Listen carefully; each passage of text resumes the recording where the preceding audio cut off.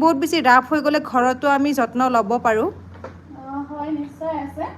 তো আপোনালোকে ঘৰতে যদি চুলিখিনি অকণমান চফ্ট কৰিব বিচাৰে তেতিয়াহ'লে দৈটো বহুতেই বেছি ভাল। দৈ আৰু কণী বহুতেই বেছি ভাল হয় চুলি হেয়াৰ কণ্ডিশ্যনিঙৰ কাৰণে। তো তাৰ কাৰণে আপোনালোকে 1 কাপ দৈ ল'ব আৰু লগতে কণীৰ যিটো বগা অংশ হয়, কণীৰ বগা অংশটো ল'ব। কাৰণ কিয় আমাৰ য়েল্ল' যিটো অংশ হয় সেইটো আমাৰ অইলি হেয়াৰৰ কাৰণে ভাল আৰু যিটো আমাৰ বগা অংশ হয় সেইটো আমাৰ ড্ৰাই হেয়াৰৰ কাৰণে ভাল হয় দেই। তো তাৰ কাৰণে আপোনালোকে চাই ল'ব আপোনাৰ চুলিখিনি কেনেকুৱা হয়। তো সেই হিচাপমতে আপোনালোকৰ চুলিত যোনখিনি বস্তু শ্বুট কৰে সেইখিনি আপোনালোকে দিব। দি লৈ লগতে এল'ভেৰা জেল আৰু অকণমান নেমুৰ ৰস খুব ধুনীয়াকৈ মিক্স কৰি ল'ব। মিক্স কৰি লৈ প্ৰায় আধা ঘণ্টাৰ কাৰণে লগাই ৰাখিবচোন। চুলিখিনি একেবাৰে গুৰিৰ পৰা আপোনালোকে গোটেই লেন্থলৈকে লগাব পাৰিব।